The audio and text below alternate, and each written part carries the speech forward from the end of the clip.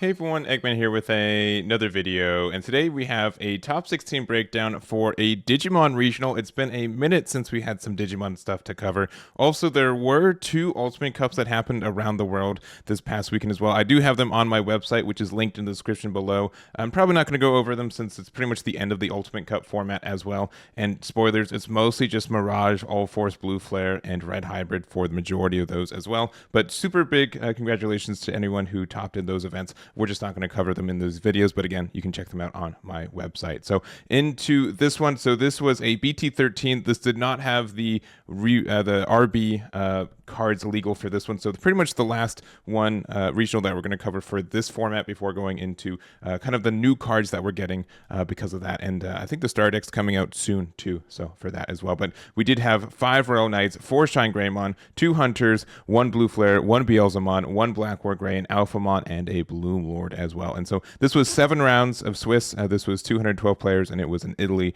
hosted by IanTCG. So again, we haven't had a lot of Digimon stuff to talk about, so we're just going to jump on in with the top placing list for each one of these archetypes, starting off with our first place. This is And's first place, ShineGreymon, and and real quick too, like all three, all of these lists that we see these top here are pretty much just the meta that we saw before the Ultimate Cups, and they're pretty much decks that can't run with the Ultimate Cup format, at least Royal Knights and Hunters outright, since they are such multicolored decks. And then also ShineGreymon kind of had the restriction associated with it with Marcus, which I'm going to be interested to see if they decide to kind of move that to the regular format. I know they're not as much restriction heavy for Digimon as they have been kind of a little bit for One Piece for us, but I don't know. So anyways, going into the ShineGreymon list, it is, what we've been seeing. I will say that ShineGreymon doesn't have a lot of variety in the things that we're able to run in it, just because we do have such good pieces that are already in archetype for it. So we do have our lines. I think obviously the GeoGreymon for BT13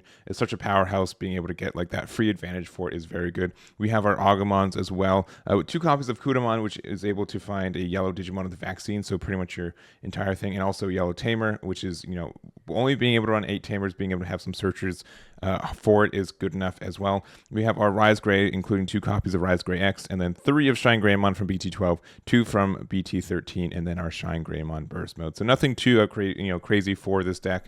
It's again pretty standard for how this deck works. It's more pilot centered, and this is the list here. So congratulations for Anne for their first place there. Moving on to second place, we do see Hunters, and I don't really have much to say about this besides Hunters is also just very good. I will say there's not a lot of variety for this one because it is such a weird and interesting archetype for it. There are some minor ratio changes you can make and kind of go from there, but it's pretty understood for that. Like ratios for Tamers is pretty much the big change for a lot of people, and some like minor rookies if you run, or like tech cards from like Calling from the Darkness, but it's really generic what we'll see for that one. But it's what it is. Hunters obviously couldn't be played in the Ultimate Cups, as we said earlier, and I think it's going to definitely be seeing a lot of play in BT13. It's very centered for kind of how you pilot it, and I do think that since this deck has a lot of decisions and a lot of flexibility, that means there's a lot of different play styles, and finding the way to get to the end is kind of the journey for this one. So congrats to Edgaras for their finish with Hunters. And then moving up, we have Yannis with their 3rd place Royal Knights, and also shout out to our 4th place Evandro with their copy of Royal Knights as 2. Evandro was able to give me the deck list for this event too, so I would not be able to make this video without them, so I really do appreciate that. So Royal Knights, I think, is a really cool sandbox of a deck, which is really cool. Being able to use the Royal Knights to make our own builds and go from there is really why it's one of my favorite decks in this format. If I was to play into one of these regionals in this month, I would probably be playing a deck that is Royal Knights, just because again I do like the play style. I like how I make some decisions, and it is really cool in my mind still to be able to bump these like really big bad boys on the board and get the advantage for it. So obviously the key pieces like Omnimon is like the big one for it. You have to run 4 of this just because it's kind of like our boss monster, and we don't have a lot of cycle in this deck, so we do need to find this consistently. So we do have the OTK potential for us there. And then some decision points for Yannis's build too. 1 Porcupamon, because this is able to get rid of Psychmon, which we didn't see as much purple in this top 16, so I don't think Psychmon was as important for like the on play restriction there.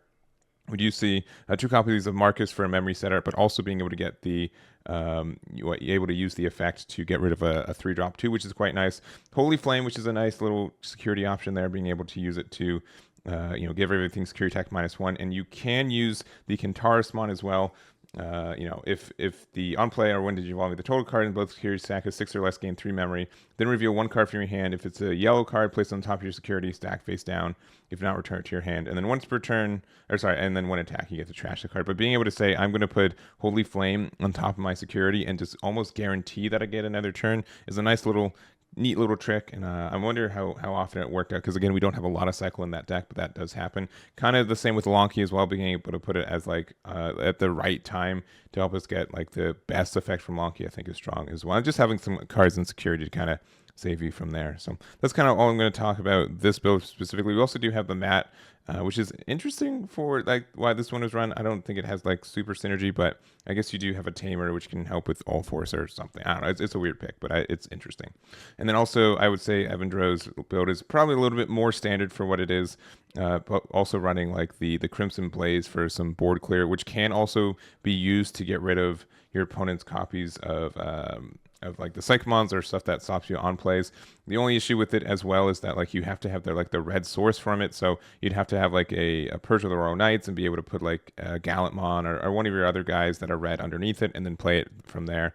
But it is a good card in security too. It can help you get those situations and just everything else from there. So congrats again to Evandro for their 4th place with Royal Knights. All right, going into Blue Flare. I think Blue Flare is probably one of the few decks that can work really well in Ultimate Cup, but also convert over into the regionals format pretty well as well. We do have more of like an aggressive build with this one, especially since we do have the Star Deck 1 Greymon back in the regular regional format with this too, so that's kind of big for it. And just kind of everything else we see generically for the deck as well. We do have like 1 Full Moon Meteor Impact from BT13, being able to return cards and also get the memory back as well if your opponent has a really thick hand. Our double tamers here, 4 of the General Kiriha, and then also just 3 copies of the dual one.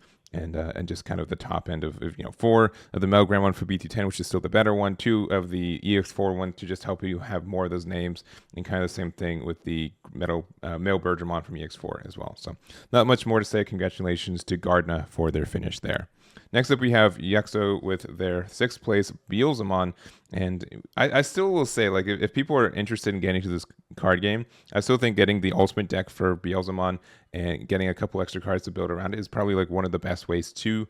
It is, I'd say, a more traditional deck because you do kind of go up your lines. You do have some weirder plays because you have to kind of manage your trash resource. So it is a little bit more complex because of that. But I still like the gameplay and kind of the way that this deck works. So some interesting tech choices. We do have 1 copies of the ShineGreymon Ruin mode, which technically can Digivolve on top of a Beelzemon. And they're when Digivolving on deletion until the end of your opponent's turn. All of your opponent's Digimon gets minus 5k, and the end of attack delete this Digimon and one of your opponent's Digimon and recovery +1. So then if you have a Tamer in play, which we almost always will because we do want those Iamakos out, you get to hatch a Digimon egg into your empty space and you're breeding. So this is a little bit more kind of like a defensive tool than offensive, which I would say that traditionally Beelzemon X is more of that. But the fact that we are able to get this back with Rivals Barrage, return 1 purple card back to your hand from your trash, being able to use that card, and if you need to be defensive, and also if you need to be able to like heal one because we don't generally have that much defense, I think this is a nice little tech card to help get there and get that kind of advantage for you too, especially in a deck that's already running tamers and again can just find it out of the trash really easily and get that advantage there, especially with like Calling from Darkness can also grab it too, which is nice. I think that's strong for the deck. Otherwise, just regular deck we see for it. Only 1 copy of Blast Mode, and so kind of a split between Blast Mode and ShineGreymon Ruin, but I think that is okay. So that's the list here. Congratulations to Yuxoh for their finish there. And the next up we have Juanan with their BlackWarGrey. This is kind of like an OTK, but also like combo deck, which is really cool. Generally, you've been seeing a lot of the BlackWarGrey X and even the BlackWarGrey like traditional one, the red-black one. But being able to have kind of this kind of part of it is interesting.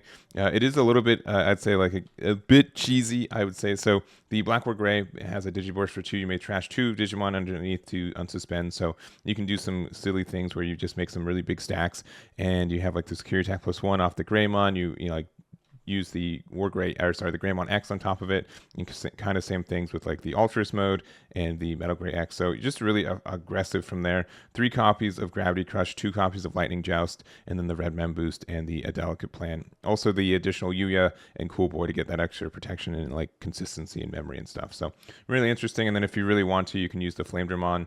And it has to be like, it's really interesting that they use such a small package for this, but it's specifically Flamedramon into Dorbeckmon into Ragnarlord. And I guess you can play Dorbeck and keep it your turn potentially, but only having 1 copy of each one of these cards feels a little bit low for it. But when Digivolving, you get to Blitz with this card, and then also when DNA Digivolving, for every 4 you get to trash, and all turns it doesn't.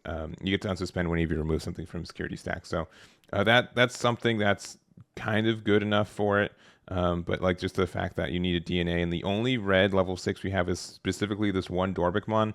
I'm super curious how often that kind of went off. You can still go Digivolve for 6 into this from BlackWarGrey, but I don't think it's usually worth it. But maybe you have some times when you have like so much memory, it makes it worth it. So I don't know. I don't know. I don't want to test this out, but like I have definitely seen like the BlackWarGrey itself by itself with all the all the boosts it can get and all the like Lightning Joust and extra memory you can get from Gravity Crush, it can be very strong. So that's the list there. Congratulations to Juanan for their finish there. And then next up we have Frozen with their Alphamon.